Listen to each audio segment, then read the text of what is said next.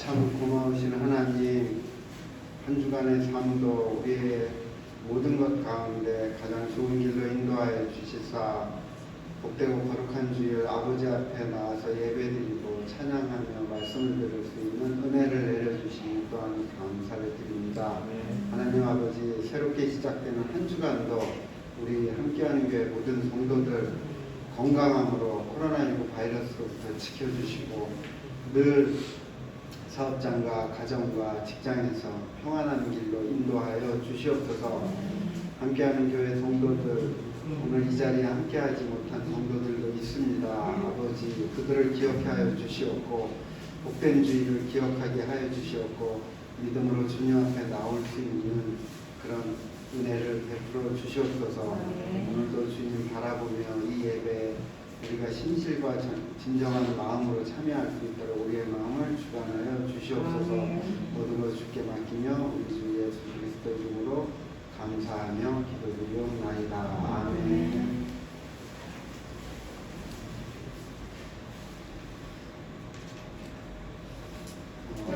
찬송가 337장 찬양하시겠습니다.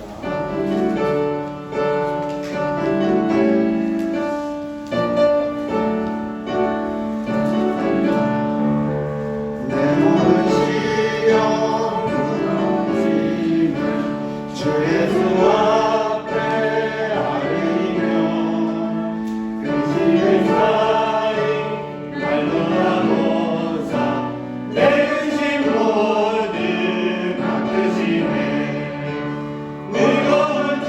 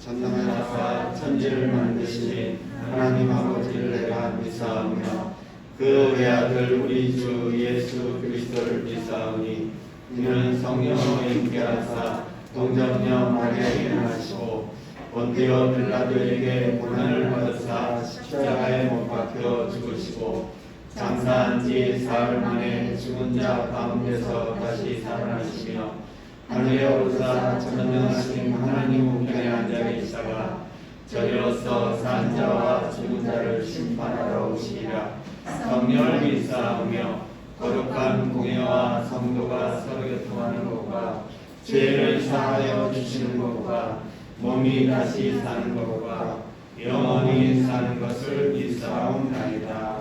아멘.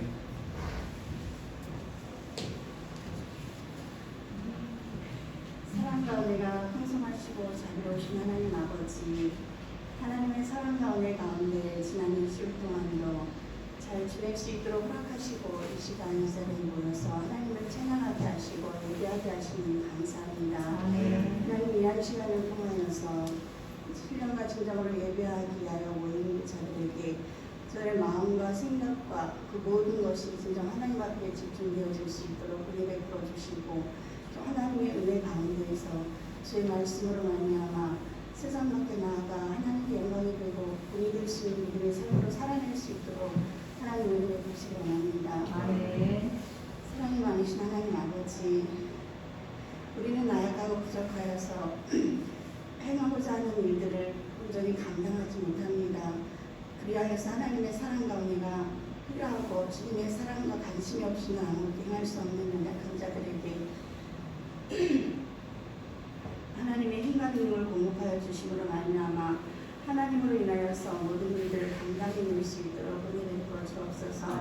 그러므로 말미암아 주님의 사랑 가운데 거할 때에 마음의 평안함과 기쁨으로 주님 주신 그 은혜 가운데서 마음껏 하나님의 크신 능력 가운데 살아갈 수 있도록 은혜를 베풀어 주옵소서.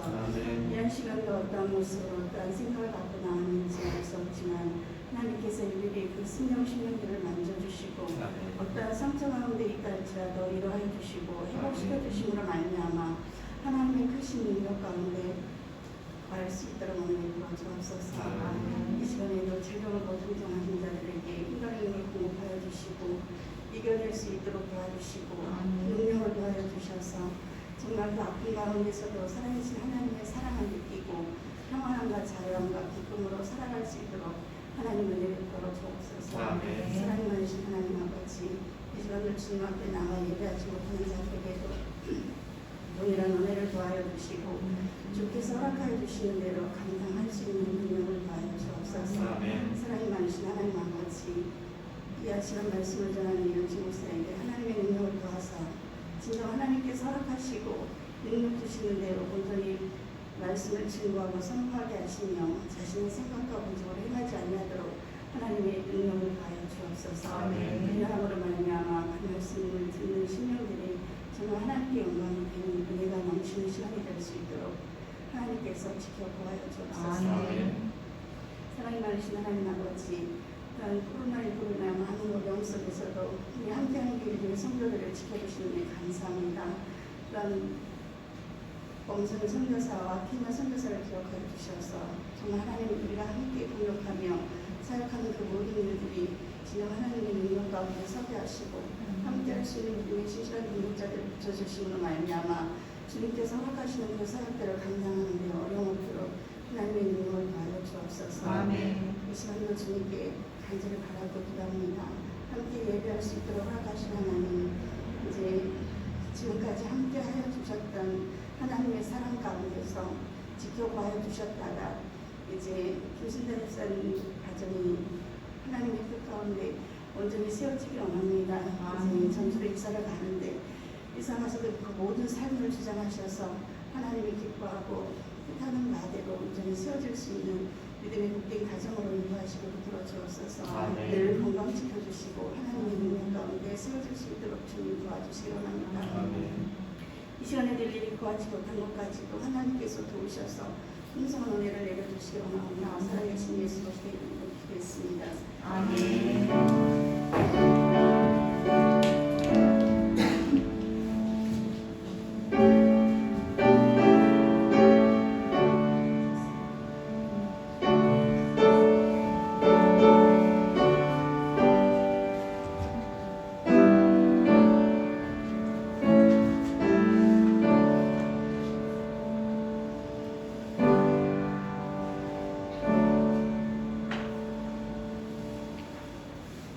보시고 뒷면 교회 소식 함께 보시겠습니다.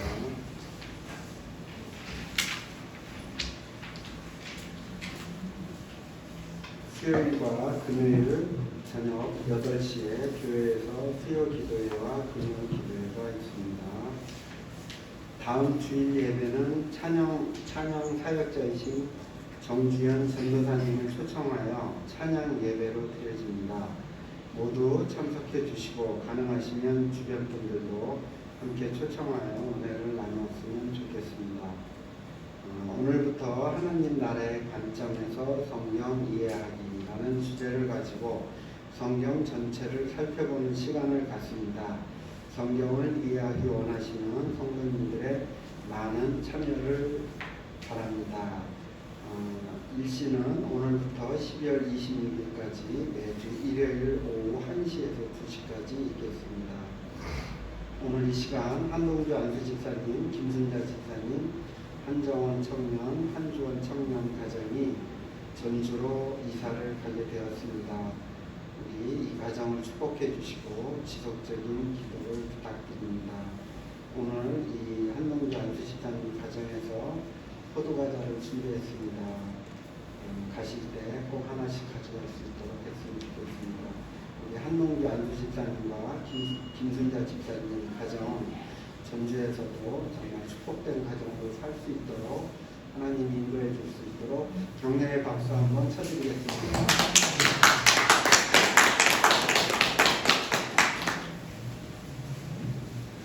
함께 기도해 주실 제목은 캄보디아 엄성인 선교사님 건강과 사역지를 위해서, 또 정동철 케냐 선교사님 건강과 사역지를 위해서, 또 성도들 모두가 인격적인 하나님을 만날 수 있도록, 또 성도들의 영육의 강건함을 위하여 함께 기도해 주시면 감사하겠습니다.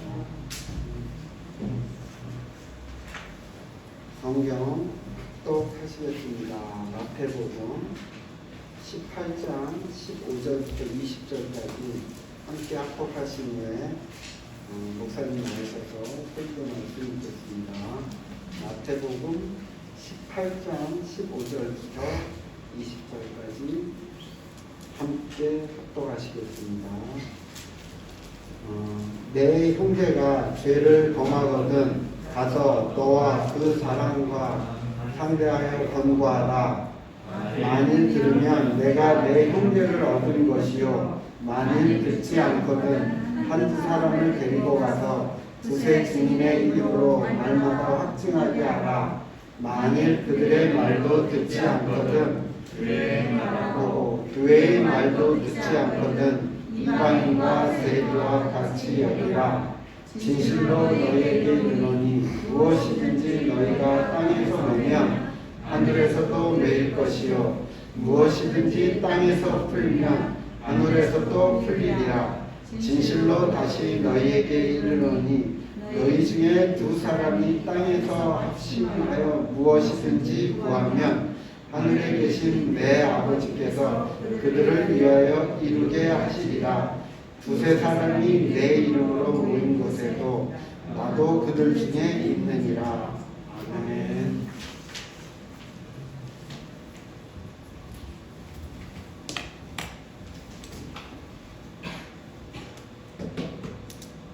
좋습니다. 여러분들 얼굴 보니까 좋습니다. 임재은 집사님 반가워서 좋습니다. 한동 집사님도 반갑고요. 우리 김수자 집사님 반갑고요. 우리 혜선이 청년도 지난주에 못 봐서 아쉬운데 어쨌든 보고 싶었습니다. 여러분 모두 예수님의 이름으로 사랑하고 축복합니다. 오늘 옆에 사람한테 한번 이런 질문을 던져봤으면 좋겠습니다. 당신은 100점 만점에 몇 점입니까? 한번 질문해 보세요. 당신은 100점 만점에 몇 점입니까? 한번 질문해 보세요.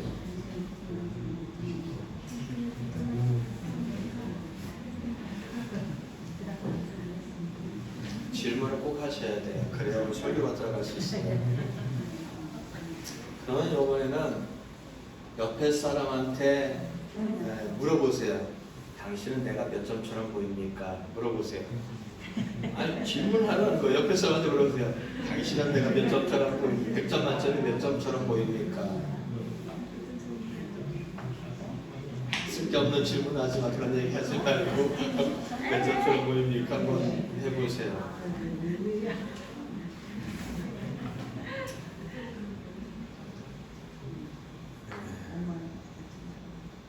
우리가 옆에 사람이 이런 질문을 했을 때 당신은 내가 몇 점처럼 보여요? 라고 질문했을 때 아마 이런 생각을 할 거예요. 아이고 하면서 여러 가지 복잡한 생각이 들었을 겁니다. 그 사람이 갖고 있는 어떤 성격도 떠올랐을 거고 그 사람이 갖고 있는 지난날에 나를 대했던 모습도 떠올랐을 거고 그 사람이 어떤 외모, 능력, 사회적 지위 모든 것들을 다 고려했을지도 모르겠습니다. 이 질문은 참으로 중요한 질문이고 오늘 우리가 이 본문을 이해할 때 정말로 중요한 이야기가 되게 될 것입니다. 오늘 우리가 읽었던 이 본문 속에 여러분들이 잘 들은 이야기였습니다. 어떤 이야기냐면은 두세 사람이 뭐라고요? 두세 사람이 어떻게 한다고요? 얘기를 똑바로 좀 해봐요. 자, 19절 읽겠습니다. 시작.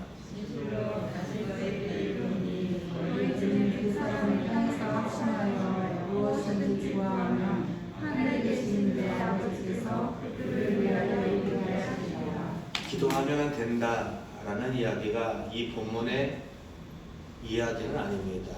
이 이야기는 전혀 다른 이야기입니다. 오늘 우리가 읽었던 이제 15절이면 내 형제가 죄를 범하거든 이라는 이야기가 나오는데 이 이야기는 앞의 이야기와 뒤의 이야기를 이해하지 못한다면 단순히 나쁜 놈 정도로 치부될 수 있습니다. 그렇지 않습니다. 여기서 나오는 이 이야기를 우리 18장 1절을 한번 잠깐 보겠습니다. 이 형제가 누군지에 대한 이해를 살펴볼 필요가 있습니다. 18장 1절에 보니까 제자들이 예수님께 이런 질문을 던집니다. 예수님, 천국에서 누가 큽니까? 라고 합니다. 천국에서 제일 큰 자, 존귀한 자 누구입니까? 라고 했습니다. 예수님의 대답은 한마디로 이렇습니다. 4절 읽겠습니다. 시작. 그러므로 누구든지 이 어린아이와 같이 자기를 낮추는 사람이 천국에서 큰 자니라는 겁니다. 천국에서 누가 크다고요? 어린아이 같은 자가 크다라는 겁니다. 여러분들 오병이어 알죠? 물고기 몇 마리요? 2마리. 보리떡 몇 개요? 5마리로 5,000명을 먹였습니다. 근데 거기에 5,000명이 누구일까요? 5,000명은 누구를 센 숫자일까요? 성인, 20세 이상의 성인 남자만 숫자를 센 겁니다.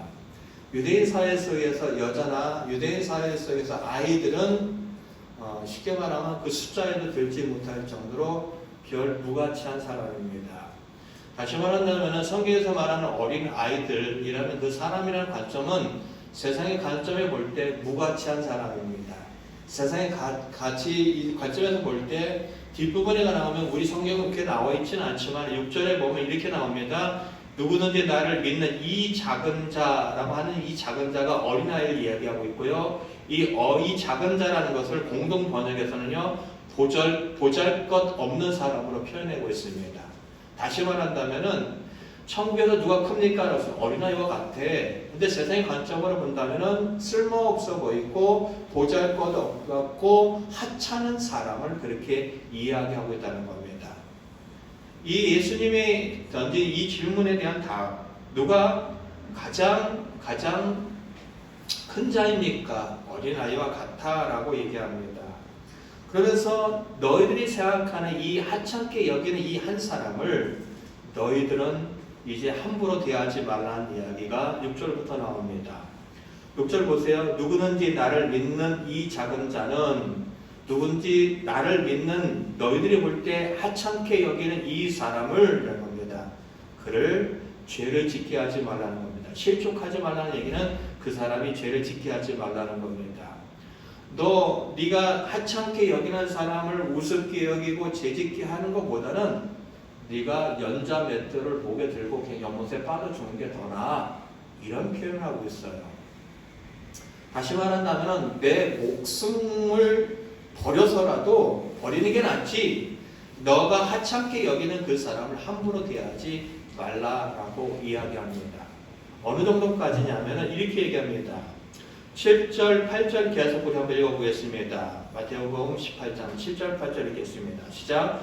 실족하게 하는 일들이 있음으로 말미암아 세상에 화가 있도다. 실족하게 하는 일이 없을 수는 없으나 실족하게 하는 그 사람에게는 화가 있도다. 내가 만일 내 손이나 내 발이 너를 범죄하게 하거든 찍어버리라. 장애인이나 다리 저는 자로 영생에 들어가는 것이 두 손과 두 발을 가지고 영원한 불에 던져지는 것보다 나으니라 라는 겁니다.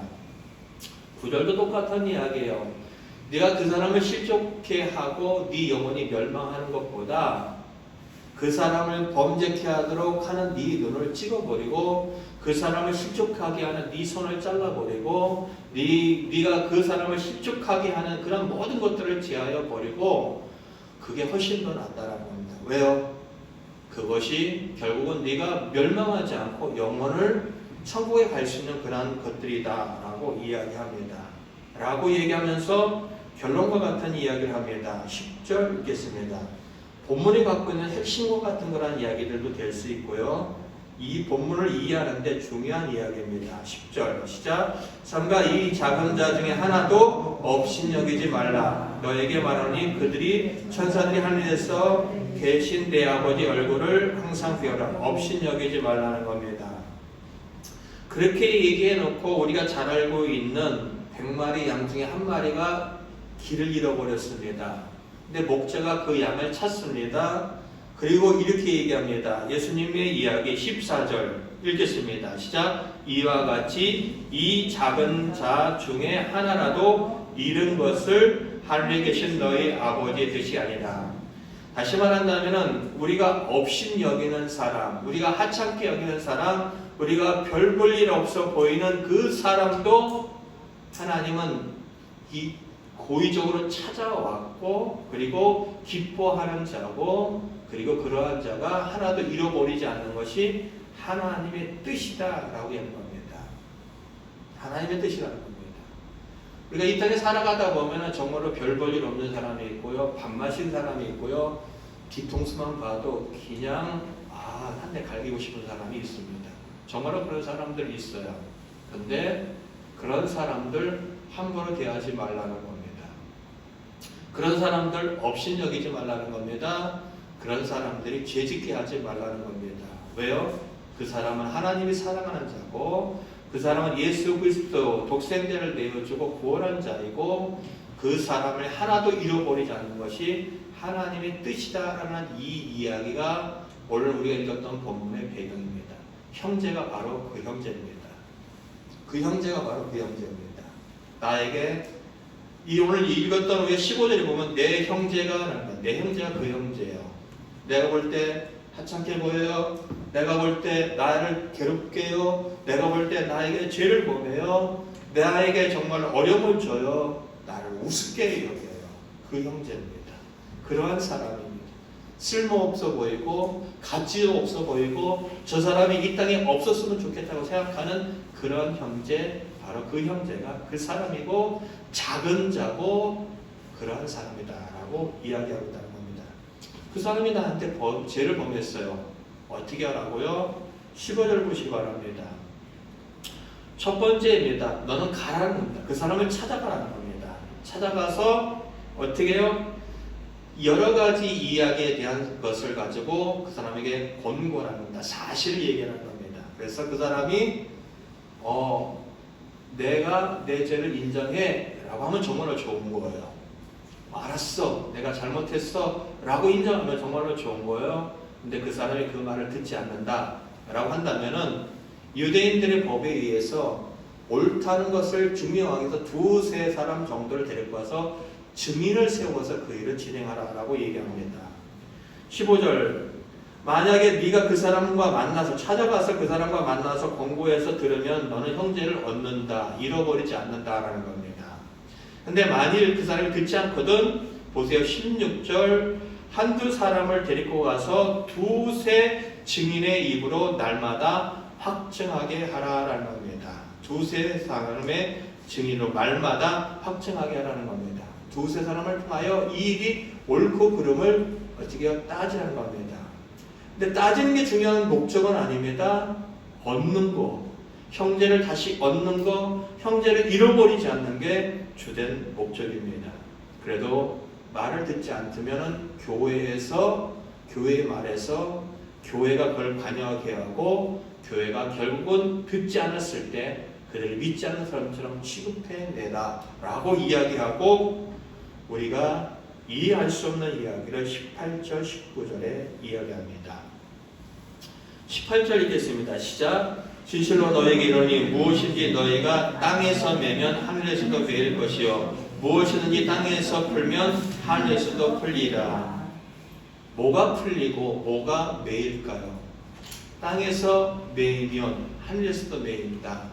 땅에서 풀면 하늘에서 풀린다. 이 이야기를 이해하기 위해서는 21절부터의 내용을 살펴봐야 됩니다.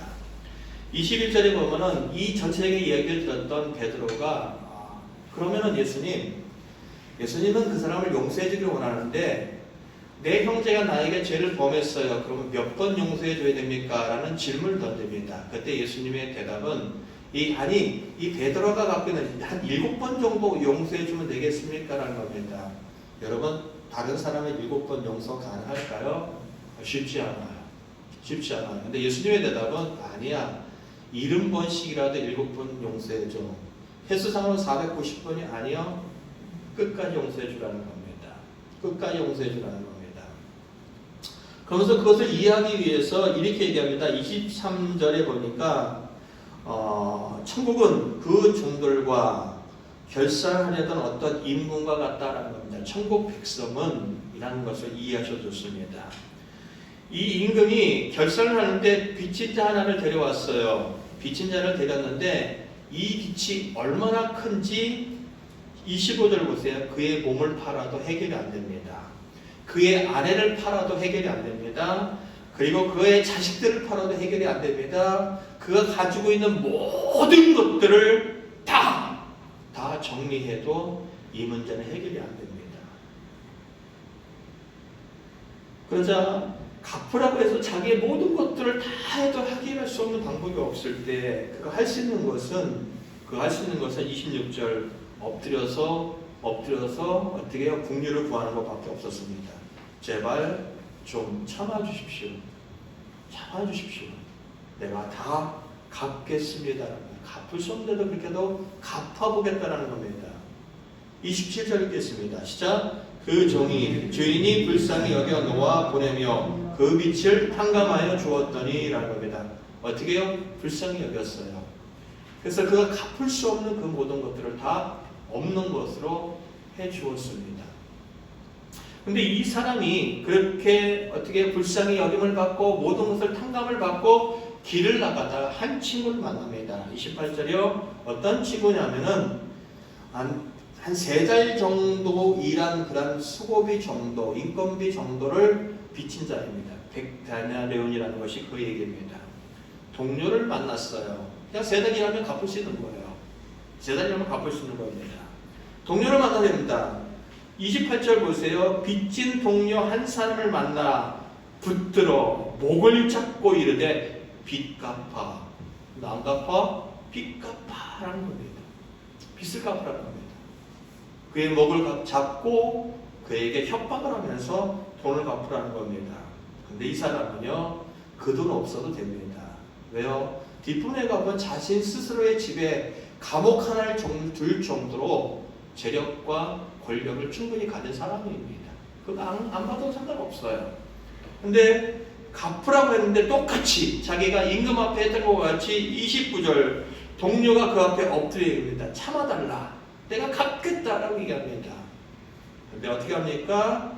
그는 이 30절 보세요. 용서하지 않습니다. 허락하지 않습니다. 도리어 그 빚을 갚도록 옥에 가둔다라는 겁니다. 옥에 가둔다라는 겁니다. 이게 바로 이 땅에서 매면 매이고 하늘에서 매이고 이 땅에서 풀면은 하늘에서 풀린다는 이야기입니다. 무슨 얘기죠? 내가 용서해야 될 대상을 보자는 보기 이전에 나를 보자는 거예요. 나는 어떤 존재냐면은 하나님의 생명을 주어서 용서를 받은 존재입니다. 원래 첫 번째 등장했던 자신의 몸을 팔고 그리고 부인을 팔고 자식을 팔고 모든 것을 팔아도 해결할 수 없는 죄의 문제의 값을 가진 자들 우리들입니다. 그런 자들을 하나님께서 예수 그리스도라는 독생자를 주어서 우리의 모든 죄를 다 용서해 줬어요. 됐어. 넌 이제 죄 없어 라는 겁니다. 다 없다라는 겁니다. 우리가 그런 존재입니다. 근데 그는 모든 어마어마한 것을 용서받는데도 불구하고 자기에게 조그만 해를 끼치는 조그만 지극히 작은 아픔을 주는 사람을 통하여 용서하지 않습니다. 그 사람의 입장에서 얼마나 억울하고 그 사람의 입장에서 얼마나 고통스럽고 그 사람의 입장에서 얼마나 힘들겠습니까? 이 이야기입니다. 우리가 용서하지 않는 이 일로 인하여 우리가 인정하지 않는 이 일로 인하여 고통받는 사람이 그 마음에 매인이 있다고 한다면 그 하나님의 그 매인이 우리를 향하고 있다는 겁니다. 그 얘기예요. 보세요. 그 이야기가 뒷부분에 가 나오잖아요. 31절에 이러한 사건들을 봤던 동료들이 몹시 딱하게 주인에게 찾아갑니다. 얘기합니다. 그리고 주인은 그 종을 다시 부릅니다. 이 32절 악한 종아 내가 빌기에 내가 내 빛을 전부 탕감하여 주었거늘 내가 너를 불쌍히 여긴 것 같이 너도 내 동료를 불쌍히 여김이 마땅하지 아니하냐 하고 그를 도리어합니까? 이제 너 다시 갚아라고 해놓고 감옥에 가뒀다라는 겁니다. 그 얘기예요. 똑같은 얘기입니다.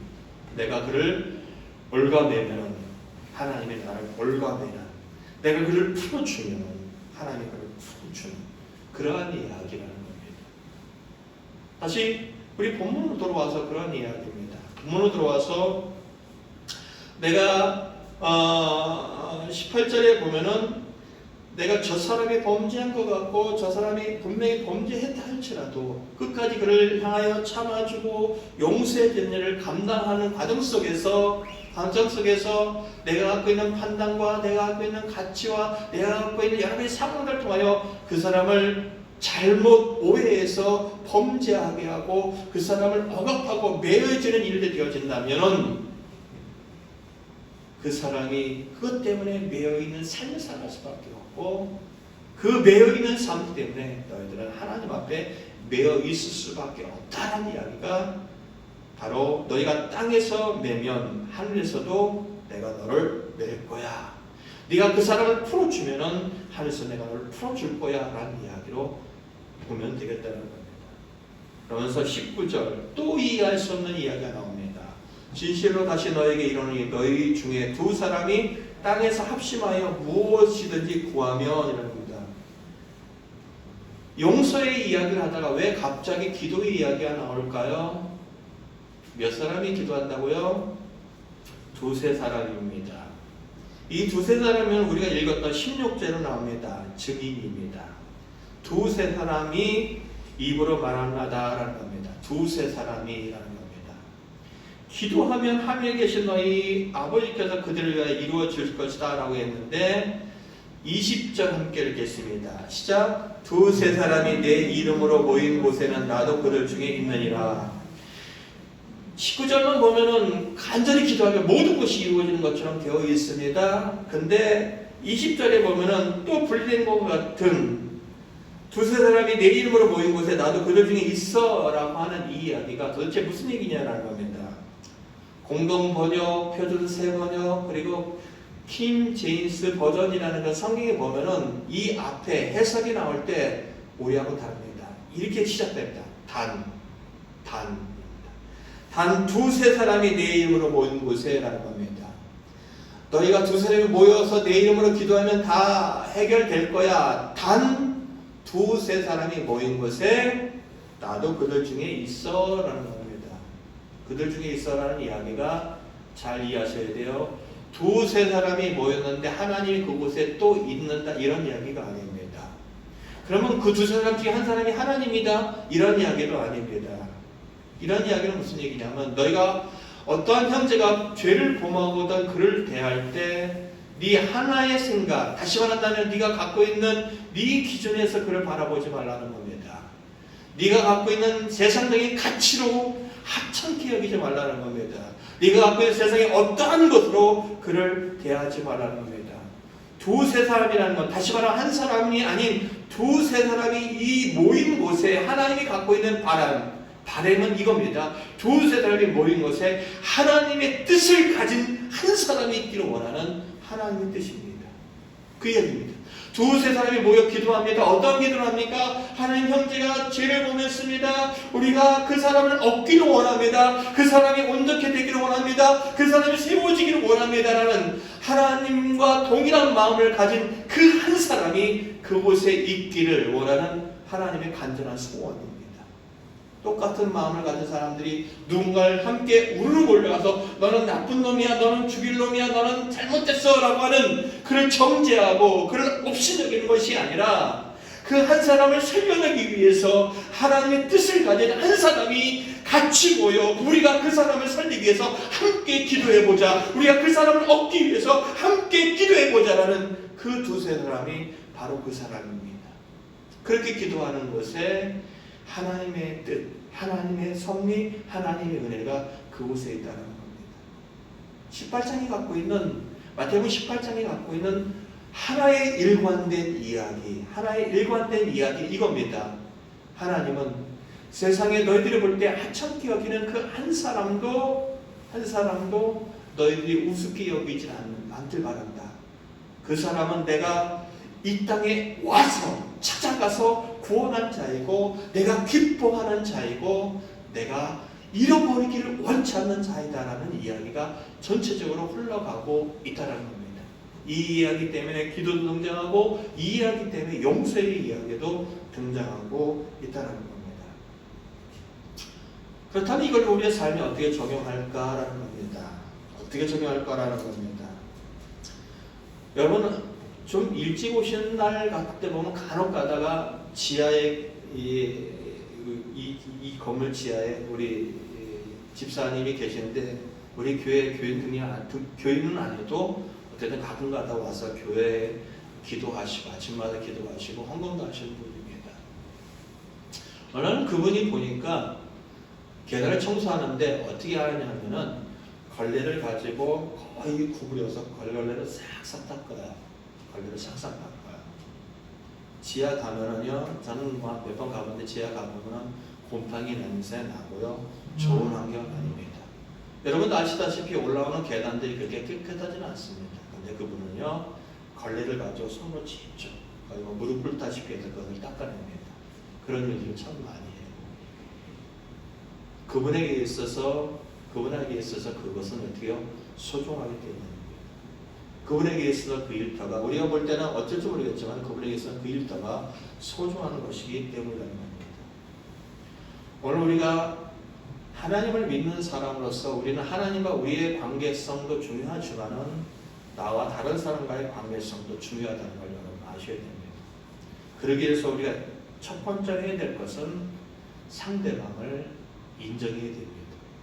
인정할 수밖에 없다는 겁니다. 인정하셔야 돼요. 어떻게 해요?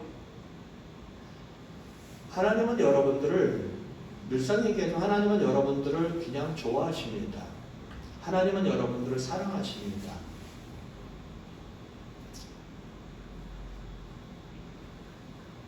저를 더 사랑할까요? 자, 임재훈 집사님한테 물어볼게요. 하나님이 저를 더 사랑할까요? 우리 임재훈 집사님을 더 사랑할까요? 집사님을 더 사랑한다고요? 그거는 좀 오버하다. 제가 성경을 더 많이 보는데요. 제가 기도도 많이 하는데요.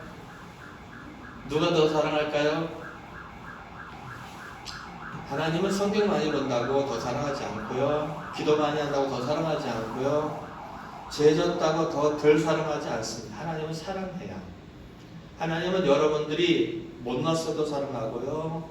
하나님은 여러분들이 잘났어도 사랑하고요. 하나님은 여러분들이 부족해도 사랑하고요. 하나님은 여러분들이 모나도 사랑한다는 겁니다. 누가요? 하나님이요. 오늘 우리 읽었던 이 형제 죄 지은 사람입니다. 그 죄 지은 사람이 세상의 관점에서 본다면 어떻게 해요? 하찮은 자입니다. 세상의 관점에 볼 때 별 볼 일 없는 사람입니다. 그런데 하나님은 그 사람을 소중하게 여기고 그 사람을 그 자체로 그대로 어떻게 해요? 수용했다는 겁니다. 중요한 겁니다. 제가 집사람하고 살아가면서 가장 힘들었던 거 자꾸만 집사람을 내 관점으로 끌어들였던 겁니다. 저는 잘하는 줄 알았어요. 왜요? 제가 경험이 많고 제가 갖고 있는 판단이 옳고 제가 갖고 있는 생각들이 옳았기 때문에 이거는 이렇게 라고 하는 그런 생각을 참 많이 했어요. 근데 집사람은 하지 않더라고요. 그걸 바꾸지 않더라고요. 화가 납니다. 나중에 나를 무시하는 건가? 나를 없이는 이런 생각이 나왔는데 나중에 가서 보니까 제가 어떤 얘기를 하도 듣질 않더라고요. 왜요? 그 이야기 자체가 말로서 들리지 않고 하나의 지적으로 들려지기 시작하던 겁니다.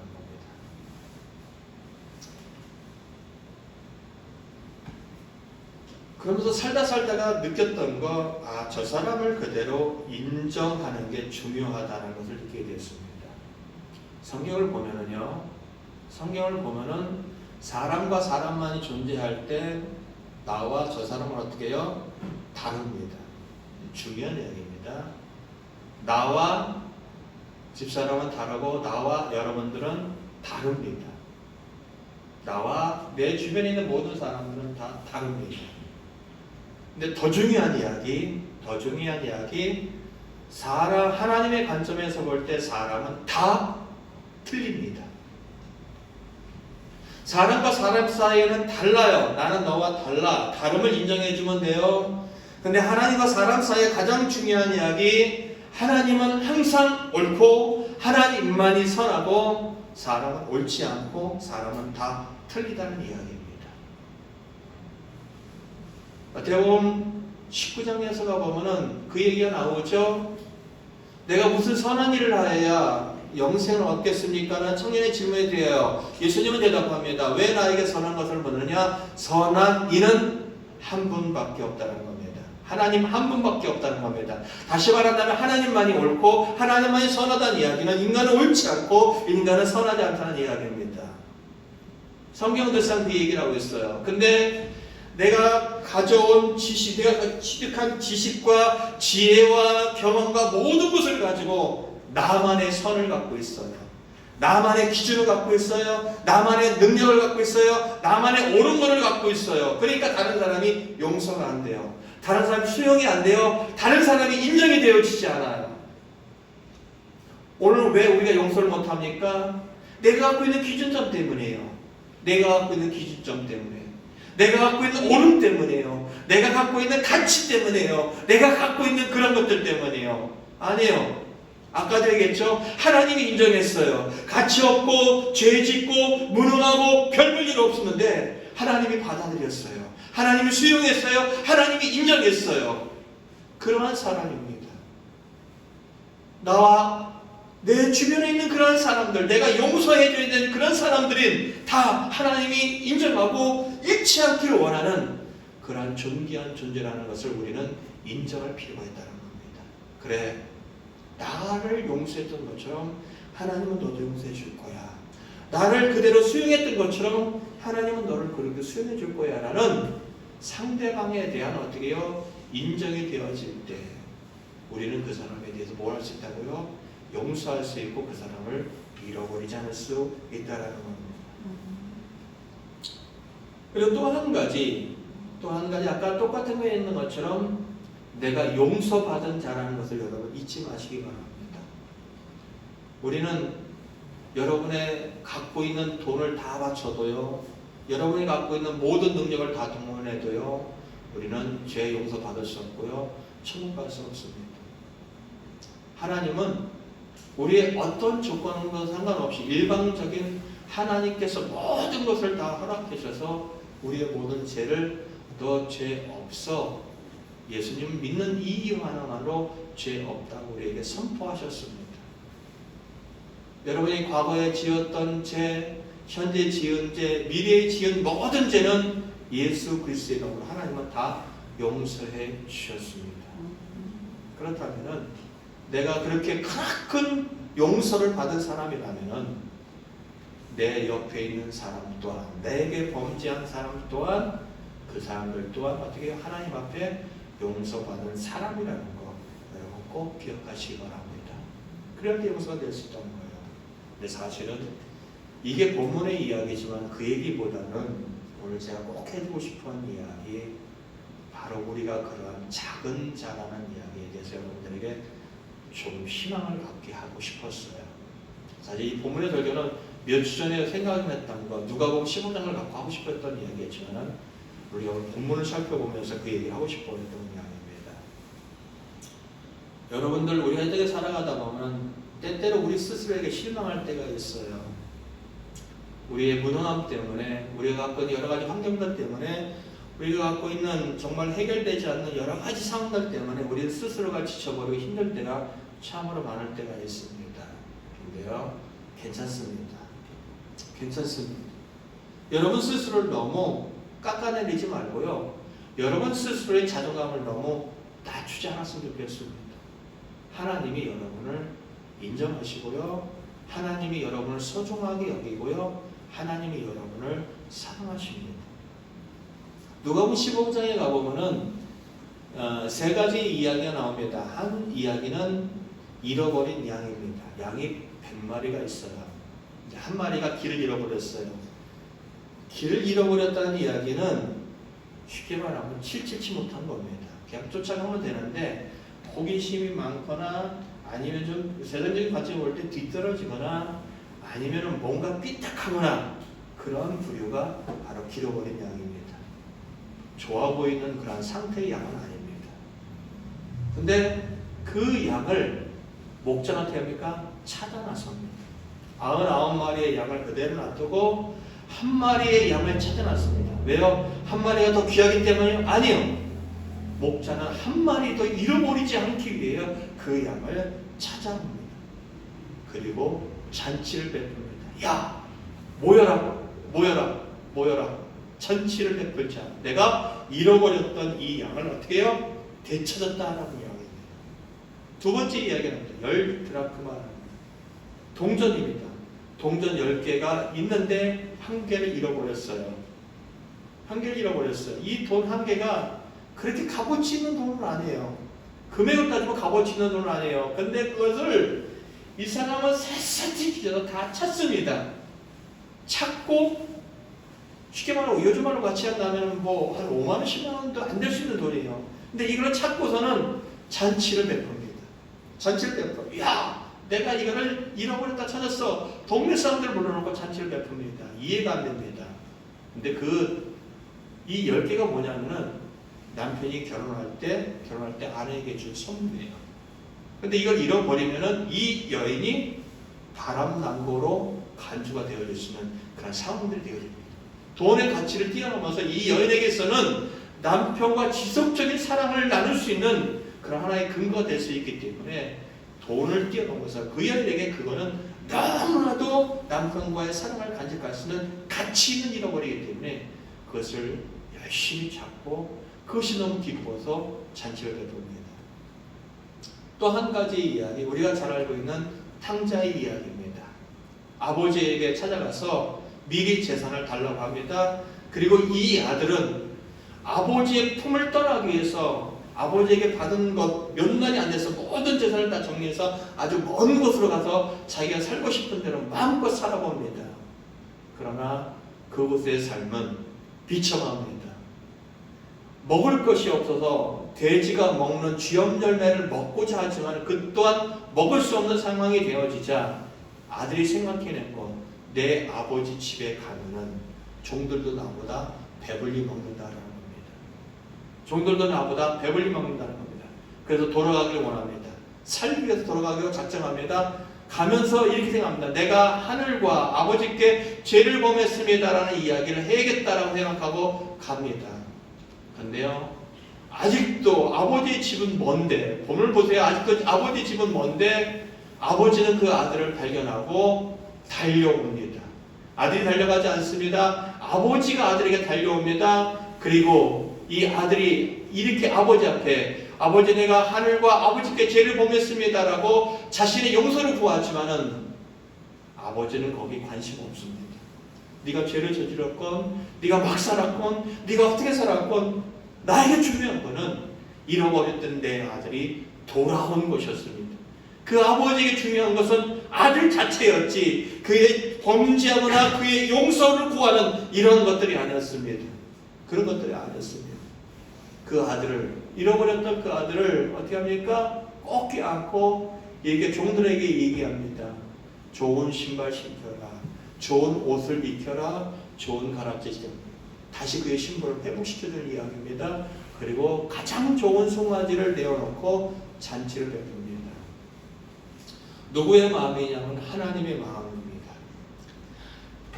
잃어버린 양을 찾은 목자, 한 드라크마를 잃어버렸던 여인, 잃어버렸던 아들, 다 하나님의 마음입니다. 그 하나님이 여러분을 그렇게 대합니다. 여러분을 그렇게 사랑합니다. 여러분을 그렇게 귀하게 여긴다는 겁니다. 그래서 여러분들이 그런 마음을 가졌으면 좋겠습니다. 내 삶이 내 스스로를 힘들게 하잖아요. 우리 용서를 잘 못해요. 내 삶이 너무 힘들어지잖아요. 다른 사람에 대한 마음의 여유가 없어진다는 겁니다. 진정한 용서의 삶을 살기를 원하고 진정한 모독을 하기 위해서는 내 스스로를 어떻게 해요? 귀하게 여기는 법이 필요하다는 겁니다. 나는 내가 볼 때 별 볼 일 없어 보이고 나는 내가 볼 때 하찮게 보이고 나는 내가 볼 때 별 볼 일 없는 점수 같지만은 하나님은 100점 만점에 나를 100점으로 여기고 있고 하나님은 나를 존귀하게 여기고 있고 하나님은 나를 위하고 있다라는 이야기만으로도 여러분이 위안을 삼았으면 좋겠다는 겁니다. 살아가다 보면 얼마나 힘듭니까? 살아가다 보면 경제적인 문제 때문에 관계의 문제 때문에 질병의 문제 때문에 여러 가지 풀리지 않는 여러 가지 문제들 때문에 우리 인생은 참 힘들고 어려울 때가 많습니다. 너무 거기에 빠지지 마세요. 너무 빠지지 마세요. 제가 요즘에 갖고 있는 생각 중에 하나입니다. 일을 너무 많아가지고 일을 좀 줄이고 싶은 생각이 있습니다. 그런 생각이 놀 때는 참 많이 노는데 뭐 그냥 일이 많을 때는 주체할 수 없을 정도로 너무 많이 해요. 그런데 그게 싫어요. 저는. 그게 정말 싫습니다. 일 많이 하면 돈 많이 벌잖아. 아니요, 싫어요. 정말로 성경에 있는 것처럼 죽도록 일하다가 너는 흑인이 흑으로 들어가다 죽도록 일하다가 그냥 죽어버릴 것 같은 삶을 살고 싶지는 않아요. 그렇게 살고 싶지는 않아요. 열심히 사는 거 중요하고요. 최선을 다하는 거 정말로 중요합니다. 그러나 어느 순간 우리는 일하는 존재로 서 있는 것 같을 때가 너무 많습니다. 내가 좋아하는 일이라면은 밤을 새서라도 해야 되겠죠. 그러나 앞으로 어떻게 펼치지 못하는 미래를 위해서 그렇게 힘쓰고 애쓰는 일들, 내가 정말 열심히 내는 모든 것들을 한 번쯤 점검해 볼 필요가 있다는 겁니다. 왜냐하면 그런 것들이 우리의 영혼을 갉아먹고 있고 우리가 온전케 설 수 있는 것들을 방해할 때가 너무나도 많기 때문이라는 겁니다. 일이 많은 분들은 좀 일을 줄였으면 좋겠습니다. 나를 힘들게 하는 사람들은, 나를 힘들게 하는 사건이 많은 사람들은 그것에 대한 염려도 좀 덜어냈으면 좋겠습니다. 제가 어떤 목사님의 설교를 듣다 보니까 이런 예화가 나오더라고요. 뭐 매일매일 근심 염려가 너무 많다는 겁니다. 그래서 이분이 이제 일주일에 딱 한 번만 고민하겠다라고 생각을 하고 고민거리를 상자를 열어서 고민거리를 매일 적어다 놨다는 겁니다. 적어서 집어넣고 그 다음 고민이 생기면 또 적어놓고 그 다음 계속 일주일 가서 딱 지나가서 열어봤는데 일주일이 지나 보니까 대부분 별 볼 일 없는 것들이 대부분이더라는 겁니다. 우리는 너무 현실에 집중하다 보니까 우리 스스로 올가매고 힘들게 할 때가 너무나도 많다는 겁니다. 좀 자유하시기 바랍니다. 자유하시면 좀 덜 먹으면 어떻고 덜 가지면 어떻고 그리고 좀 부족하면 어떻겠습니까? 그래 나 부족해. 그래 나 못났어. 따지는 것이 아니라 그래 나는 지혜가 부족하고 나는 못났어. 근데 알아? 하나님이 나 사랑해. 근데 알아? 하나님이 나 존귀하게 여겨. 그런데 알아? 나는 하나님 붙잡고 있는 인생이야. 라고 하는 정도가 우리 스스로가 누구에게든 자신감 있게 말할 수 있고 우리 스스로가 우리 스스로에게 해줄 수 있는 이야기가 되어진다면 여러분은 정말로 괜찮은 인생을 살아갈 수 있다는 겁니다.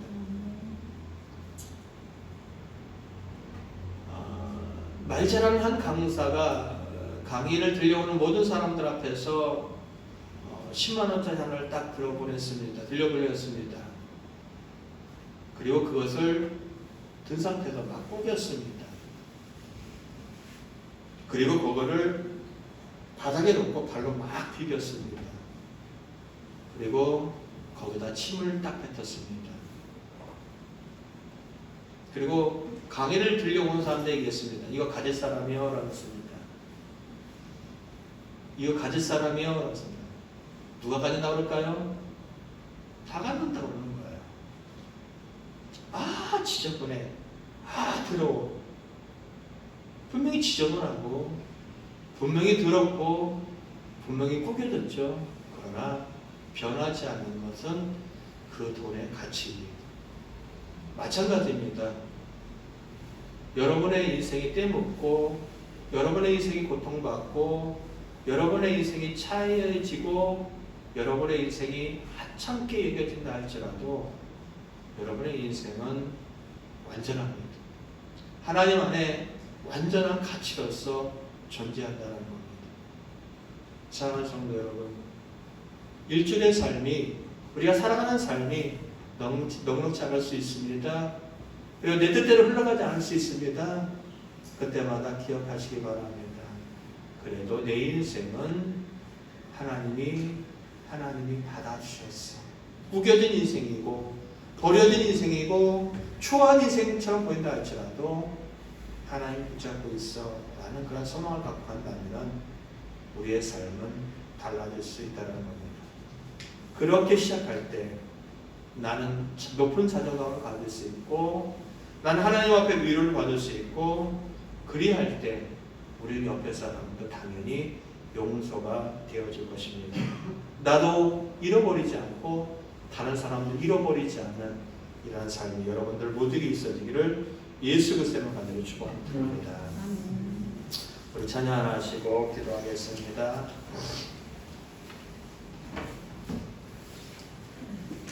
사랑의 주님이 날 사랑하시네. 찬양하겠습니다.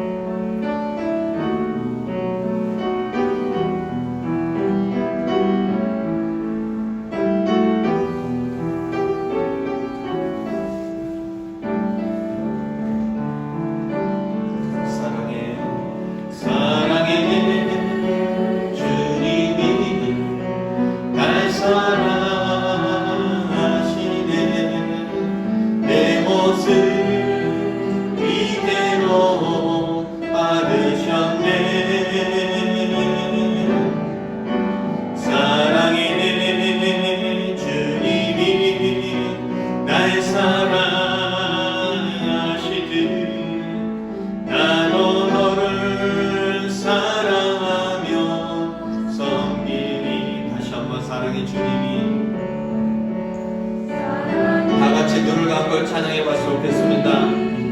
날 사랑하시네. 내 모습 이대로 받으셨네.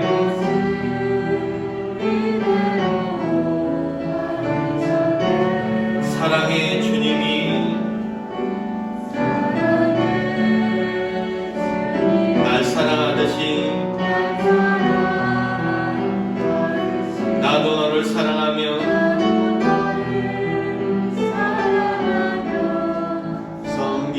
다시 한번 찬양해 볼게요. 사랑의 주님이 하나님은 여러분을 사랑하십니다. 여러분이 어떠한 모습으로 있든지 간에 하나님은 여러분을 사랑하십니다. 여러분의 모난 모습도 여러분의 상처 있는 모습도 여러분의 찢겨진 모습도 여러분의 불편한 모습도 그대로 다 받아주셨습니다. 그 사랑이 하나님이 여러분을 위하시고 여러분을 용서하시고 여러분을 안기를 원하고 있습니다. 그 하나님 앞에 여러분의 힘듦과 여러분의 모든 것들을 내려놓고 자유하기를 소망합니다. 기도하겠습니다. 하나님 아버지, 이 이 땅에 살아가면서 우리는 수없이 많은 상처들을 받고 이 땅에 살아가면서 우리는 수없이 많은 사람들에게 상처를 줍니다. 말로써 행동으로서 모든 것들을 우리가 그렇게 할 때가 너무나도 많습니다. 그럼에도 불구하고 우리가 정말로 하나님 앞에 온전히 서기를 원할 뿐이 없나이다. 주님, 이곳에 있는 한 사람 한 사람들을 다 귀하게 여겨주시오며 이곳에 있는 한 사람 한 사람들 정말로 존귀히 여겨주심으로 말미암아 저들이 갖고 있는 아버지 그 모든 것로부터 자유하며 그들이 이 모든 걸 통하여 온전히 설 수 있게 정말로 소망합니다. 주님, 주님이 나를 사랑하고 있으며 주님이 나를 위하고 있으며 주님이 나와 함께한다는 이것을 갖고 어떤 것에도 마음을 무너뜨리지 않게 하옵소서. 어떤 것도 저들의 삶을 쉽게 포기하지 않게 하옵소서. 어떤 것도 풀리지 않는 문제 때문에 좌절하거나 낙심하지 않게 하여 주시기 원할 뿐이 없나이다. 오늘도 정말로 주님의 은혜로 일어서기를 원합니다. 오늘도 주님의 은혜로 하루의 삶, 맡겨진 삶 속에서 그 길을 정말로 잘 수 있기를 원할 뿐이 없나이다. 주님이여 도와주시옵소서. 주님이여 도와주시옵소서. 주님이여 도와주시옵소서. 하나님이여 기도하겠습니다. 하나님 아버지 정말로 감사합니다. 하나님은 독생자 예수 그리스도를 내어주면서까지 우리를 사랑하는데 자꾸만 우리는 우리의 인생을 하찮은 인생처럼 스스로가 판단할 때가 있습니다. 우리가 우리를 판단하는 이 판단들을 거두어들이게 하여 주시옵소서. 다른 사람을 정죄하고 판단하고 모함하는 일들을 거두어들이게 하여 주시옵소서. 여기에는 한 사람 한 사람이 하나님의 사랑으로 인하여 온전한 회복이 있어지길 원합니다. 그들이 찢겨진 모습, 그들의 상한 모습, 모난 모습 그대로를 하나님은 인정하고 있고 받아들이고 있다는 것을 우리가 인정하게 하여 주셨고 내 모습 그대로 상처성인 모습 그대로 하나님이 받아주셨다는 걸 기억하고 어떠한 자리 속에서도 하나님의 은혜 때문에 하나님의 사랑 때문에 흔들리지 않게 하여 주셨고 자신 스스로를 하나님의 자녀답게 온전히 세울 수 있도록 도와주옵소서.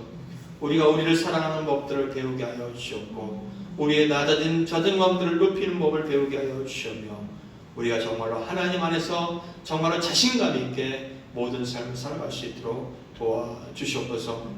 우리의 인생이 정말 하나님 안에서 즐길 수 있고 행복할 수 있는 충분한 인생들이 되어지는데 어느 순간에 우리는 사회가 만들어놓은 여러 가지 장치들 때문에 우리의 시간을, 우리의 삶을, 우리의 마음들을 다 그것에 집중할 때가 너무나도 많습니다.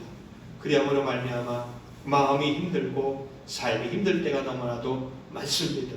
하나님, 그런 것들을 좀 내려놓고 우리가 우리 스스로를 하나님 안에서 행복한 존재로 만들어갈 수 있는 시간들과 환경을 배려할 수 있도록 도와주시옵소서. 나를 사랑하는 것처럼, 나를 용서한 것처럼 나를 힘들게 하는 사람 또한 사랑하고 용서하고 있다는 것을 기억하고 오늘도 우리가 그들을 사랑하고 용서하는 삶을 살 수 있도록 도와주시옵소서. 아버지여, 저들의 가정이 아름다웠으면 좋겠습니다. 저들의 가정이 행복했으면 좋겠습니다. 저들이 행하는 일들이 정말로 잘 됐으면 좋겠습니다. 일주일간의 삶 속에서 하나님께서 끊임없이 후원해 주시고 지원해 주시고 은혜 주시고 공률 베풀어 주시고 평강 주셔서 그 삶을 잘 지탱해 나갈 수 있도록 도와주시옵소서.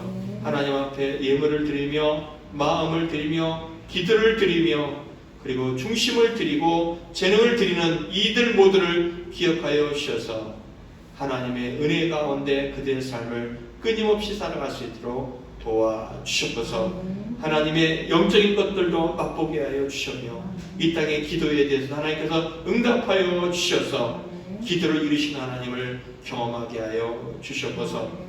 무엇보다도 이제는 아버지 하나님의 전주를 희생하는 우리 한동준 집사님 가정을 김수장 집사님 가정을 기억하시며 가는 그 길마다 하나님께서 동행하여 주셔서 그곳에서 더욱더 하나님의 은혜를 맛보게 하여 주셨고 하나님으로 인하여 이전보다 더욱더 아름다운 사랑과 그리고 아름다운 행복들을 갖고오는 가정들 되게 하여 주셨고 함께 부부가 기도하고 나아갈 때 자녀들이 복되고 아름답게 세워지는 역사가 가득하게 하여 주시옵소서.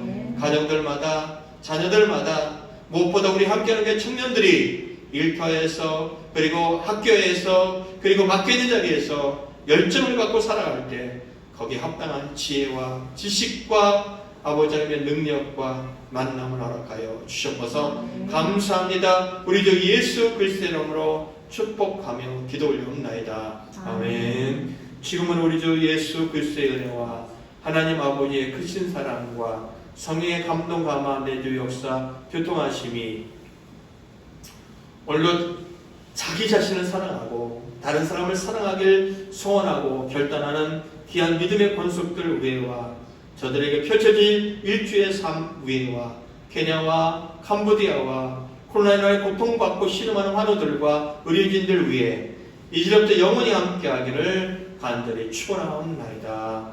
아멘.